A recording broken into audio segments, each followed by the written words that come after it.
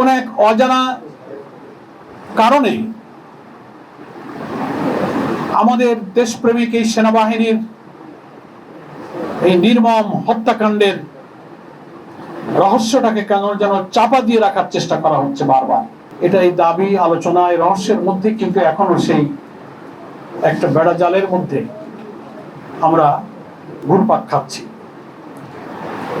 বাংলাদেশ জামাত ইসলামের পক্ষ থেকে বারবার আমাদের আমির জামাত এই কথা জাতির সামনে বিভিন্ন সময় যারা সরকারে ছিলেন আছেন তাদের সামনে আমাদের এই দাবি উচ্চকিত করেছেন যে এই ঘটনা যে পরিষ্কারভাবে এদেশের অখণ্ডতা এবং সার্বভৌমত্বের বিরুদ্ধে একটি পরিকল্পিত ষড়যন্ত্র ছিল এবং এর সঙ্গে কারা কারা যুক্ত ছিল সেই সময়ের সাবেক প্রধানমন্ত্রী, যিনি জনতার রুদ্র রোষে দেশ থেকে পালিয়ে যেতে বাধ্য হয়েছেন, নানান খুনের অভিযোগে তিনি অভিযুক্ত এবং সাজাপ্রাপ্ত, তিনি সহ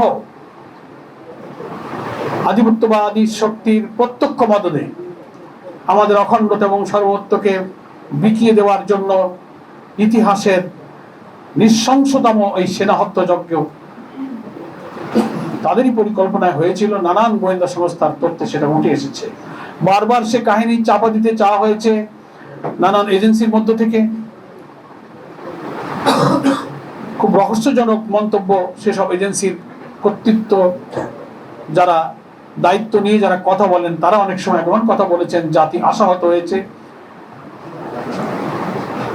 দায় একবার একজন একদিকে ঠেলে দিতে চান, প্রকৃত অপরাধীকে এড়াবার জন্য এক এক সময় এক এক কথা এক এক দায় একদিকে ঠেলে দেবার চক্রান্ত সব সময় সব আলোচনায় আমরা শুনতে পাচ্ছি। আমরা কতদিন এই নির্মমতার বোঝা বয়ে চলব? এই সব শহীদ পরিবারের চোখের পানি, তাদের সন্তানদের আহাজারি, তাদের এই বেদনার একটা পরিসমাপ্তি হওয়া দরকার। এর সুষ্ঠু বিচার, তদন্ত এবং এর আসল রহস্য জাতির সামনে প্রকাশ্যে উন্মোচনের মধ্য দিয়ে জামাত ইসলামী সেটাই চায়।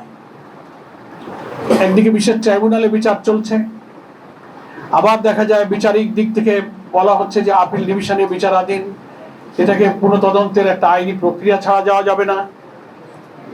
আবার অন্তর্বর্তীকালীন সরকারের সময় তদন্তের যে সমস্ত বিষয়গুলো আলোচনায় উঠে এসেছে কোনোটার সাথে কোনোটার সমন্বয় নেই। ফলে কোন এক অজানা কারণে আমাদের দেশপ্রেমিক এই সেনাবাহিনীর এই নির্মম হত্যাকাণ্ডের রহস্যটাকে কেন যেন চাপা দিয়ে রাখার চেষ্টা করা হচ্ছে বারবার।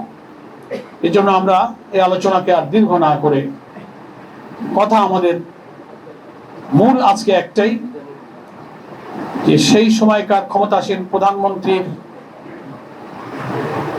নির্দেশনায়, সহযোগিতায়, মদদে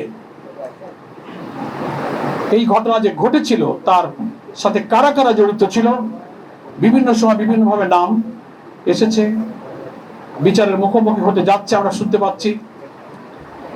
এই ঘটনার সাথে কোন দেশের কিরকম পরিকল্পনা কারা কারা যুক্ত ছিলেন এগুলো একেবারেই পরিষ্কার করে জাতির সামনে তুলে ধরা প্রয়োজন।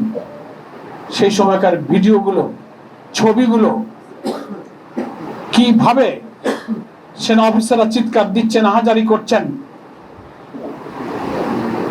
প্রধানমন্ত্রী এই হত্যাকাণ্ডের পর সেনা অফিসারদের নিয়ে যে মিটিং করেছিলেন সেখানে তদানীন্তন প্রধানমন্ত্রীর বক্তব্য চলাকালে সেনা অফিসারদের যে কি আহাজারি, কি কান্না, যে কেন সাথে সাথে এত অনুরোধ করার পরও এই হত্যাকাণ্ডের বিরুদ্ধে সেনাবাহিনীকে অ্যাকশন নিতে, তাৎক্ষণিক সেখানে ব্যবস্থা নিতে দেওয়া হয়নি, কেন বিলম্ব করা হলো।